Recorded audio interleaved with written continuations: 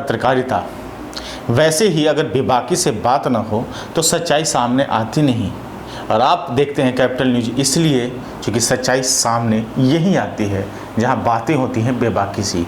और बेबाकी सी बातों के लिए आज हमारे साथ आपके पसंदीदा वक्ता हैं, नाम है रविंद्र तिवारी, सड़क सुरक्षा परिषद के एकमात्र ऐसे सदस्य हैं जिनकी कार्यशैली और जिनका वक्तव्य हर कोई जानना चाहता है, हर कोई सुनना चाहता है, हर कोई समझना चाहता है। और आज तो सोशल मीडिया पर छाए हुए हैं। तब हमारा सवाल आपसे शुरुआत, सावन का महीना है, खेतों में तैयारी है कुछ न कुछ रोपने की, बीज उत्पन्न करने की, कृषि को बढ़ावा देने की। ऐसे समय में आज सावन के महीने में क्या मन में चल रहा है रविंद्र तिवारी के? ये सभी श्रोताओं को नमस्कार। ऐसा है कि जैसे हर साल हर महीने आते हैं तो सावन भी आता है, लेकिन ये सावन और बाकी सावन में बहुत फर्क है। क्या कोई सावन लॉकडाउन थोड़ी देखा था? ये पहला सावन है जो लॉकडाउन में सावन बन रहा है। लेकिन भारतवर्ष के लिए सबसे सुखद ये है कि खेतों में लॉकडाउन का असर नहीं है। अगर कहीं खेतों में हो जाता तो शायद फिर आगे सोचा जाता, लेकिन यह मुझे लगता है स्वर्णिम भी है, एक नए बदलाव की ओर शायद एक संकेत भी माना जा सकता है, प्रकृति का भी, मानवीय स्वभाव का भी और सरकारी मान्यताओं का भी।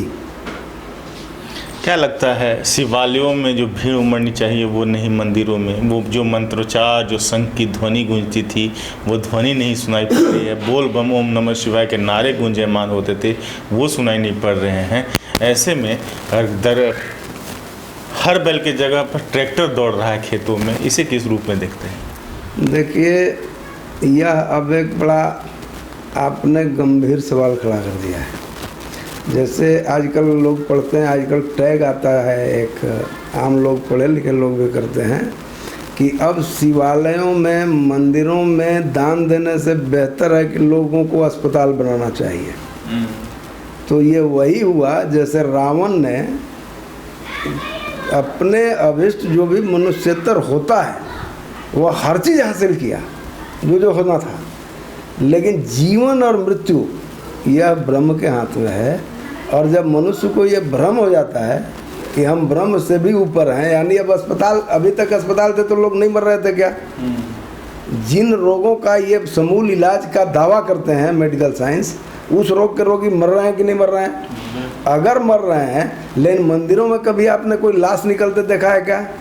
मंदिर से कोई मरता है क्या? यही दुर्भाग्य है और यही दृष्टि का बदलना कहते हैं, और यही राम रावण का लड़ाई भी है, यही धर्म और अधर्म भी है। अब इसको जिसको जैसे समझना हो, लेकिन सही बात है कि मंदिरों को बंद करना और मंदिरों में या कहीं भी पूजा पद्धतियों पर किसी भी तरह का कार्रवाई या कमांड करना, यह रावणत्व ही है। आप जीवन और मृत्यु आपके हाथों में नहीं है, ये लाख कहते हो, ये खुद भ्रम में है। जिस रोग की बात कर रहे हैं उस पर किसी पर कायम है क्या कोई?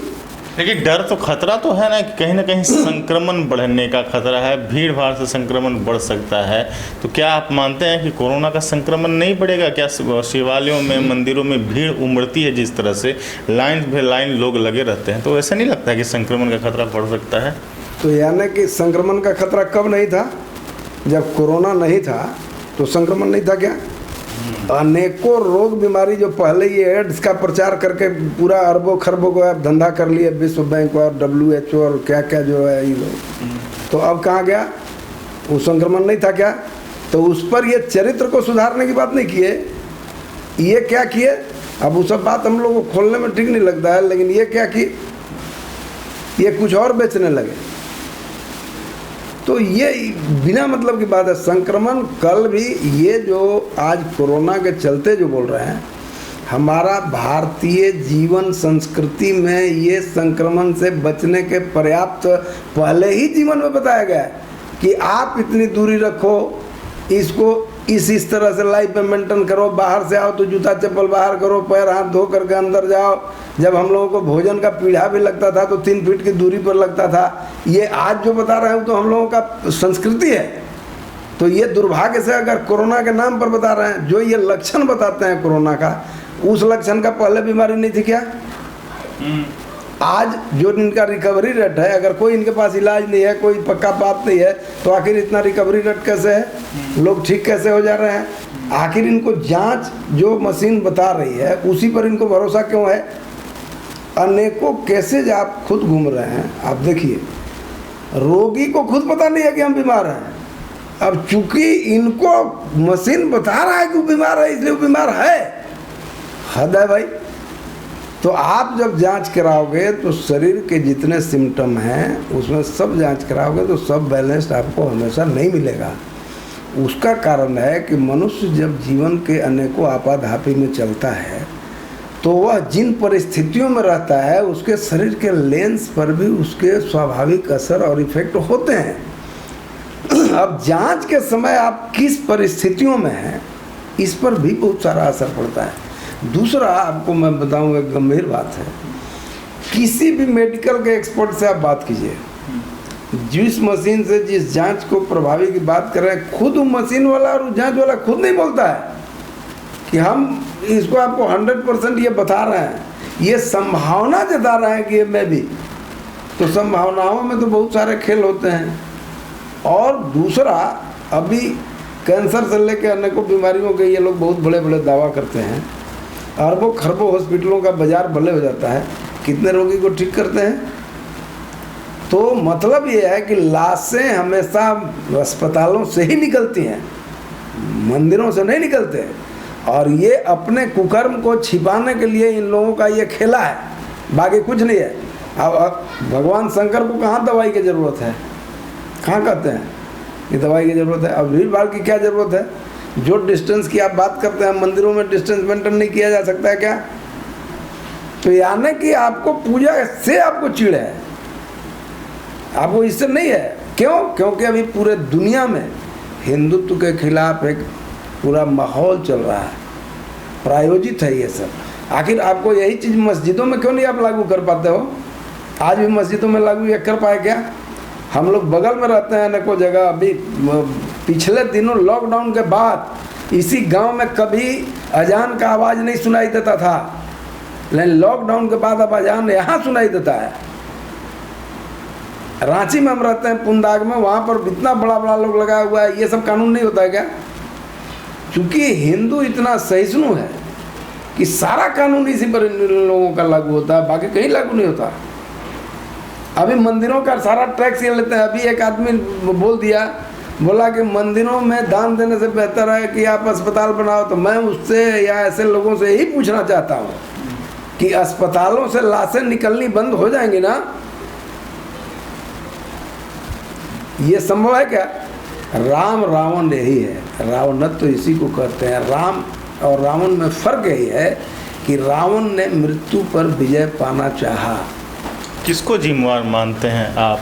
कौन है जो आखिरकार इसे प्रोपगंडा की तरह इस्तेमाल कर रहा है? कोरोना नाम के महामारी को इस तरह से इस्तेमाल किया जा रहा है, कौन है? क्योंकि कहीं ना कहीं केंद्र में तो भारतीय जनता पार्टी की सरकार है, लेकिन राज्य में तो जेएमएम की सरकार है। अब तो इनके हाथ से सब कुछ निकलता जा रहा है, यूँ दिखाई पड़ा जिस तरह से संक्रमण बढ़ रहा है। ऐसा मैं फिर बोल रहा हूँ कि उस दिन जब आप प्रारंभिक काल में कम जांच करते थे, कम संक्रमण रिपोर्ट आता था। अब जैसे जैसे जांच के दायरे बढ़ रहे हैं, ज़्यादा आ रहे हैं।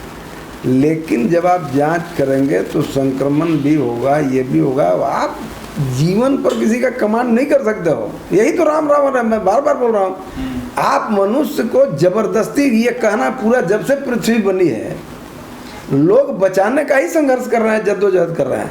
लेकिन प्रकृति का नियम है आना और जाना, चलते रहना, ये चलेगा। अब किसको कैसे जीना है आप उसको तय करने दो। आप मालिक मत बनो कि हम सबको बचा लेंगे या सबको, फिर बचा क्यों नहीं पाते हो? और जहाँ तक सरकारों की बात है तो ये हुआ केवल भारत में नहीं है, ये पूरे दुनिया में है। और जब सारी सरकारें एक ही भाषा बोलने लगती हैं और भारत सरकार उसका भाषा नहीं मिलाती, कल को कोई बात होता तो लोग तुरंत उस पर चढ़ जाते हैं। क्योंकि यह एक ग्रुप है, समूह है। जैसे आप पूर्व समय में देवदानव कह सकते थे, रक्ष मानव कह सकते हैं। दुष्टों का भी एक ग्रुप होता है, मजबूत गिरोह होता है, वह भी जब हुआ खड़ा करता है तो जो देवता होता है उसको भी बहुत देर तक विचार समझना पड़ता है, तब तक वो काफ़ी नुकसान झेल चुका होता है। तो मुझे लगता है कि भारत सरकार के साथ भी यही समस्या हुआ, नहीं तो आपको अनेकों कारण आप देखिए कि शुरुआत जब हुई तो इसके चलते सरकारी ये आया कि जो लोग भी कोरोना के रोगियों का पहचान जाहिर करेंगे वह अपराध होगा। इस अपराध में अनेकों लोग यहाँ जेल भी चले गए, लेकिन वहीं पर अमिताभ बच्चन एक सेलिब्रिटी है, वो खुद अपने से ट्वीट करके बताता है दुनिया को कि हम पॉजिटिव निकल गए, अब हमको लोग मनाएं या हमारा ईश्वर से प्रार्थना करें या जो है अपने को बता दिया। और मीडिया 24 घंटा घुमाते रहा, ये अपराध क्यों नहीं बना? रेखा जो सांसद भी है रही है, वो अपना जांच कराने से इनकार कर दी। उसी देश में सैकड़ों ऐसे केस हुए कि जबरदस्ती घर में से खींच करके पुलिस प्रशासन खींच करके ले जा करके पिठेल दिया कि तुम क्वारंटाइन हो जाओ, फलाना हो जाओ, ढकाना हो जाओ, ये है वो है। अब ये दोनों दो बातें हैं कि नहीं है? बिल्कुल। तो ये कैसे चल रही है? यानी राक्षसों के सामने, दानवों के सामने देवता भी बहुत जगह परास्त होते हैं, परास्त होते दिखते हैं। उनको लड़ना पड़ता है, लड़ते लड़ते लड़ते लड़ते लड़ते लड़ते तब कहीं कहीं विजयी होते हैं, अंततः विजयी वही होते हैं। लेकिन लड़ाई तो लड़ना पड़ता है। मोदी भी वही लड़ाई लड़ रहे हैं, अनेकों जगह इनसे भी चूक हो रही है, क्योंकि वह भी तो मनुष्य हैं, देवता तो है नहीं।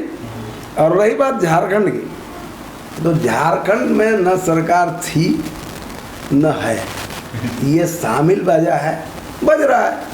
कब तक बजेगा, कब फूटेगा, ये इंतजार करिए। क्या मध्य प्रदेश की तरह इधर भी कुछ उठापटक करने की तैयारी है?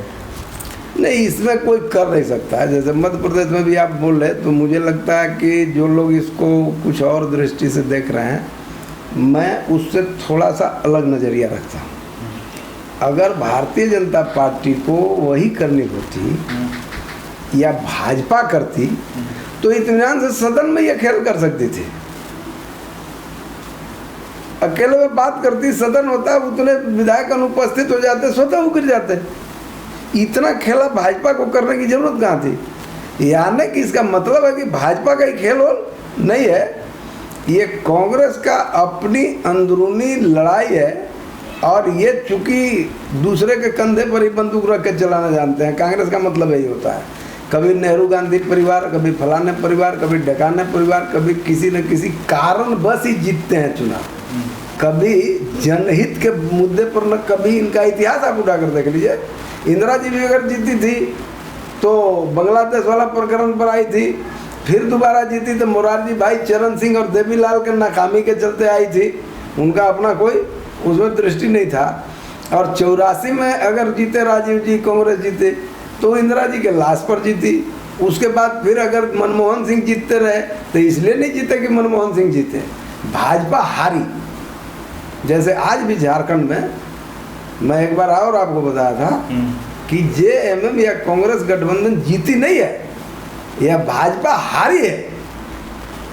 अब दोनों में क्या फर्क है ये राजनीतिक विश्लेषक समझ सकता है। हम तो समझ रहे हैं, लेकिन कहीं ना कहीं आपकी बातों में एक इशारा तो बनता है कि आलम क्या है, पूरे कोरोना काल में जो दृष्टि दिखी है वो दृष्टि क्या कर रही है। जब आप मध्य प्रदेश प्रकरण देखें या फिर आप यूपी में आलम देखें कि योगी आदित्यनाथ की सरकार पे हमला जिस तरह से विकास दुबे इनकाउंटर को लेकर के हो रहा है, चारों ओर कहीं न कहीं वैसे तमाम चेहरे जो बड़े चेहरे बनकर उभरे हैं भारतीय जनता पार्टी में, वो हमेशा कहीं न कहीं अब उनकी छवि पर असर पड़ता दिखाई पड़ता है। विकास दुबे इनकाउंटर को किस रूप में देखते हैं? देखिए, विकास दुबे इनकाउंटर के मामले को मैं अभी भी कहता हूँ कि जितना दोषी मैं विकास दुबे को समाज के लिए मानता हूँ, उससे बड़ा दोषी उत्तर प्रदेश पुलिस को मानता हूँ। वह इसलिए मानता हूँ, हमारा दुबे तिवारी होने से कोई लेना देना नहीं है। अपराधी हमेशा अपराधी होता है, चाहे कोई भी हो। लेकिन उस प्रकरण में जिस तरह के स्थिति बने, निर्माण हुए, जब वह जाकर मंदिर में एक तरह से सरेंडर किया। क्यों किया? इसलिए किया कि उसे भी भय था कि हमें इनकाउंटर कर दिया जाएगा। और मैं एनकाउंटर का समर्थक हूँ, मैं विरोधी भी नहीं हूँ। मैं मानता हूँ कि अगर कोई हत्यारा है, अगर किसी दूसरे को हत्या नृशंसता से करता है तो उसकी भी हत्या कर देनी चाहिए, लेकिन बुज़दिली से नहीं करनी चाहिए। अगर हत्यारा करता है तो आप भी उसी तरह से करो, विधिवत कानून बनाओ।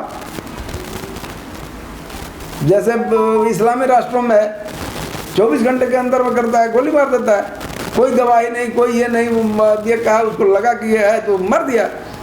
बना दो, मारो ऐसे लोगों को और सबको मारो। यहाँ पर विकास दुबे का तो हम लोग पहले चर्चा भी नहीं सुने थे। वहाँ तो अतीक अहमद और क्या क्या इस तरह के अनेकों सैकड़ों नाम सुनते थे बड़े बड़े अपराधियों के रूप में। विकास तिकास का तो यही जब आया जब ये मामला हुआ, और हम लोग तो नहीं सुने थे भाई। अब हो सकता है कि होगा इतना बड़ा। तो क्या विकास नाम के शिकार बनाया गया? विकास का जो नाम है उसके नाम को भुनाया जा रहा है? नहीं, ये इसमें मुझे दो बातें लगती है। कुछ लोगों का तो ये स्वभाव होता है कि कुछ गलत को थोड़ा ज़्यादा प्रोपगंडा फैलाकर उसको दूसरे तरफ लाभ उठाएं। ज़्यादातर इसी तरह के लोग प्रोपगंडा उठाते हैं। कुछ लोग जो विषय उठाते हैं कानूनी दृष्टि से उचित भी है, क्योंकि जब कोई अपराधी आप गिरफ्तार कर लेते हो तो कानूनी रूप से उसको न्यायालय ही दंडित करेगा, और उसका सुरक्षा की जवाबदेही भी पुलिस की ही होती है, जिसमें उत्तर प्रदेश के पुलिस नाकाम रही। अब इसमें जोगी जी की बात है तो मैं आपको इसमें एक बात क्लियर कर दूं। इस देश में सत्ता का पूर्ण संचालन निश्चित रूप से पदाधिकारियों के हाथ में होता है, चाहे वह आईपीएस हो या आईएएस हो। और दुर्भाग्य से आईना वही रहता है, चेहरे बदल जाते हैं। सत्ता बदलती है लेकिन कुछ नहीं बदलती, क्योंकि अधिकारी पदाधिकारी वही रहते हैं। अब आप अभी जो जितने भी रोज के रोज नोटिफिकेशन आ रहा है, मैंने खुद भी अपने विभाग को लिखा है कि आपको खुद पता है कि किस विषय पर कब किस दिन क्या नोटिफिकेशन निकाले। एक विषय पर एक दिन में 3 तरह के नोटिफिकेशन आते हैं। क्यों? अभी आपको एक बात मैं उदाहरण में दूं, जैसे हम लोग जो सोशल डिस्टेंस की बात कर रहे हैं और जो मास्क की बात है, इसकी अनिवार्यता है की है, लेकिन अनिवार्य कहाँ है, किन किन जगहों पर है? क्या ये सच नहीं है कि अगर 10 घंटा कोई घर से बाहर है और 10 घंटा अगर वो मास्क लगाए चढ़ाए रहेगा तो उसके श्वास प्रक्रिया पर असर पड़ेगा? सच है ना? मेडिकल भी बताता है। लेकिन जब आप रोड पर सिपाही देखेगा आपको अकेले भी गाड़ी में जाते हुए, मास्क अगर आप नहीं पहने तो आपको रोक देगा कि मास्क क्यों नहीं पहने। उसको यही पता नहीं है कि मास्क कहाँ पहनना है। नोटिफिकेशन ये है कि जब आप भीड़ भाड़ के जगह में जाएंगे, अनेकों लोगों के बीच में जाएंगे तो मेंटेन करते हुए मास्क पहने। अब ये नहीं है कि बंद गाड़ी में जा रहे हैं आप अपने इसके साथ जा रहे हैं तब वहाँ भी आपको मास्क बांधे रहना है। अब आप अकेले मोटरसाइकिल से चल रहे हैं तब भी आपको मास्क बांधे रहना, ऐसा नहीं है। लेकिन ये कौन समझाए? अब नोटिफिकेशन वाले एक लाइन में निकालते हैं कि इसकी अनिवार्यता होनी चाहिए, हो गया। अब जो गाय में भैंस में जो गुजारा है करते चले चला गया। तो बहुत सी बातें हैं जो आपको सरकारों में जो पॉलिटिकल राजनीतिक लोग होता है वह जो चाहता है जमीन पर वो नहीं होता है, क्योंकि वहाँ पर अधिकारी अपने हिसाब से पढ़ता है और अपने हिसाब से लागू करता है। और आपको इसको बदलाव लाने के लिए केवल जोगी जी को लाने से ये आप नहीं बदल सकते, जब तक कि इस सिस्टम में बहुत सारी चीज़ों में बदलाव नहीं होती। इसीलिए बहुत बार, अभी अगले बार मोदी जी ने भी कहा था कि समाज के विविध क्षेत्रों से जो अच्छे काम करने वाले सफल लोग हैं उनको लाकर हम सीधे ज्वाइंट सेक्रेटरी तक लाएंगे और उनका अनुभव का लाभ लेंगे। लेकिन ये जो लॉबी है, तो यानी जो कार्यपालिका, विधायिका, न्यायपालिका, इस 3 में विधायिका सर्वोपरि तो है, लेकिन कार्यपालिका को इम्प्लीमेंट करना है। अब वो जैसे जो बुझाता है वही पढ़ता है। आप क्या नोटिफिकेशन किया है, इसे मतलब नहीं। मतलब ये मान लिया जाए ना कि सरकार बदलती है लेकिन सिर्फ और सिर्फ नाम मात्र के, और ऐसे में वो सिस्टम नहीं बदलता है, जिसके चलते ये हालात जस के तस होते हैं। हाँ, नहीं, बदलाव होते हैं लेकिन जितना समय लगता है शैली होते होते बदलाव में काफ़ी प्रक्रिया से गुजरना पड़ता है, तो उसमें काफ़ी समय लगता है, अनेकों गलतियाँ भी होती हैं। तो आप इसको भी एक गलती मानिए। क्यों? क्योंकि अपराधी को अगर इनकाउंटर करना ही अगर उनकी मानसिकता होती जोगी जी को, तो उनके अनेकों राजनीतिक विरोधी इतने बड़े मामले में फंसे हुए हैं कि वो पहले उसका करते, तो इतने छोटे लोगों का क्यों करेंगे? लेकिन वो उसका नहीं करेंगे, यानी कि ये व्यवस्था की कमी है और इस पर कार्रवाई होने में भी समय लगता है। मुझे उम्मीद है कि जोगी जी का नज़र बहुत तेज है, उन्होंने मुद्दे को जरूर परख भी लिया होगा, समझ भी लिया होगा, उस पर काम भी कर रहे होंगे। लेकिन चूंकि सत्ता में बहुत सी बातें कह पाना संभव नहीं होता, सार्वजनिक आप व्यक्त नहीं कर सकते। सड़क सुरक्षा परिषद में आप हैं, सड़कों में के जो चिंता बनी हुई थी पहले से आप लोगों की कि सड़कों पे दुर्घटनाएं कम हों, कितना इस कोरोना लॉकडाउन के काल में, तालाबंदी के दौर में कितना कमी आई, और इसके लिए क्या लगता है कि कौन कौन से नियमों को सख्त करने की ज़रूरत है? क्योंकि कम गाड़ियां चली तो कम दुर्घटना हुई, कम मौतों का आंकड़ा कम हुआ, तो ऐसे में क्या खास करने की ज़रूरत है जिससे बेवजह के लोग बाहर सड़कों पर न रहें और दुर्घटनाएँ कम हों? देखिए, मैं जो अभी तक समझ पाया हूँ, लॉकडाउन के पीरियड में भी काफ़ी दुखद घटनाएं बहुतेरे हुई। क्यों हुई? इसलिए कि उस समय सड़कें खाली मिलती थी, ड्राइवर का गति पर नियंत्रण नहीं होता था, कोई रोक टोक नहीं था, बदहवास चले, दुर्घटनाएं भी उसी अनुपात में विभत्स हुई। और जब भी दुर्घटनाएं होती हैं तो उसमें निश्चित तौर पर ड्राइवर द्वारा ही ज़्यादातर चूक होती है। इसमें सड़क निर्माण या बाकी अन्य कारणों का अनुपात बहुत ही कम है, बिरले है। अधिकांश दुर्घटनाएं ड्राइवर की मानवीय चूक ही होती हैं। और कारण क्या है? सीधी बात है कि जब तक गाड़ी चलाते हुए वाला जो चला रहा है उसको अपने साथ साथ बाकी लोगों के जान का, कीमत का, मूल्य का ज्ञान नहीं होगा, तब तक आप, हम या कोई प्रचार भले करेंगे, विभिन्न तात्कालिक कारण भले करेंगे, लेकिन आप दुर्घटनाओं को रोक नहीं पाएंगे। इसलिए सबसे पहले चालक जो भी गाड़ी चलाते हो, चाहे 2 चक्का चलाएं, 4 चक्का चलाएं, 8 चक्का चलाएं, 10 चक्का चलाएं, उनको अपने जान की कीमत समझनी चाहिए। और अब जब अपनी जान की कीमत समझेंगे तो दूसरे के जान की भी कीमत समझ लेंगे। लेकिन वो तो इतने बदहवास होते हैं कि उनको तो खुद ही पता नहीं होता। इसलिए मुझे लगता है कि सजगता ही इसमें सबसे बड़ा माध्यम है। लगातार सरकार ने अभी आईएएस के तबादला किया, आईपीएस के तबादले किए, किस रूप में देख रहे हैं, किस दिशा में बढ़ रही है सरकार? देखिए, आईएएस आईपीएस का तबादले होते रहते हैं, ये एक स्वाभाविक प्रक्रिया है किसी भी सरकार के लिए, और सभी सरकार या मुख्यमंत्री का ये विशेषाधिकार है, उसको करना चाहिए। इसलिए इससे हमें कोई नहीं कहना। हाँ, एक चीज़ ज़रूर है कि जो मैंने देखा है अभी आईएएस लोगों का पोस्टिंग, उसमें मैंने इस बात की सराहना करता हूं मैं मुख्यमंत्री का कि मोटा मोटी जिन आईएएस को मैं जानता हूं, उसमें मैं कह सकता हूं कि बहुत अच्छा सिलेक्शन किया है। जो उपलब्ध थे लोग और जिस तरह का दायित्व का जिलों का बांटा है, उसमें काफ़ी मान सकते हैं कि मैं जितना जानता हूँ, जैसे मैं 4-5 ऐसे आईएएस हैं जिनको मैं उनके कार्यशैली को, बाकी लोगों के काम को जानता हूँ। जैसे आपका जो पलामू का है, जो उपायुक्त के रूप में आया है, ये मैं इनसे बहुत मिला नहीं हूँ, लेकिन जब गुमला में ये डीसी रहे तो जो हमारे पास रिपोर्ट आते रहा काम वाम का, या जो मैंने देखा, तो यह व्यक्ति काम के प्रति काफ़ी सजग दिखा है। युवा है और युवा है, तो युवा है, स्वाभाविक है, एनर्जी से भरा हुआ होगा। तो अगर ऐसे एनर्जेटिक लोग अगर काम करने वाले आगे आते हैं, जैसे फिर दूसरा आपको मैं बताऊं, जो जमशेदपुर जो डीसी बनाकर भेजे हैं इन्होंने, सूरज कुमार को, वो डीडीसी जब थे जमशेदपुर के सूरज जी, तो मैं वहाँ मीटिंग किया, वहाँ पर मिले, हमारे साथ रहने को काम किए। उस व्यक्ति के मन में भी मैंने एक भाव देखा कि झारखंड के विकास के प्रति उस व्यक्ति के मन में, दिल में एक ललक है, एक चाहत है। तो ऐसे लोगों को अगर कुछ अच्छा जिला देना, इसको मैं सकारात्मक मानता हूँ। अंतिम सवाल, सोशल मीडिया पे, फेसबुक पर आपका काफ़ी संख्या में फॉलोअर्स हैं और बहुत ज़्यादा कमेंट आते हैं, हम देखते हैं, लेकिन उन सब के बीच में जो आपके आर्टिकल आते हैं वो बिल्कुल ही कहा जा सकता है कि प्रासंगिक हो जाते हैं, क्योंकि उन मुद्दों को कोई छूता नहीं, उन मुद्दों को आप छूते हैं।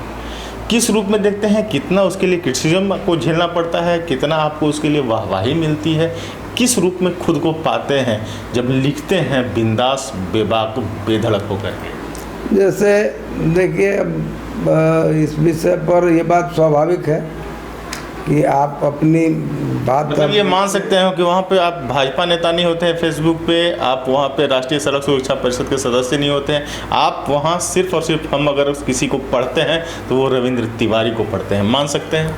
हाँ, तो वहाँ तो मैं केवल एक नागरिक के रूप में अपने को रखता हूँ और अपनी भावना भी उसी रूप में रखता हूँ।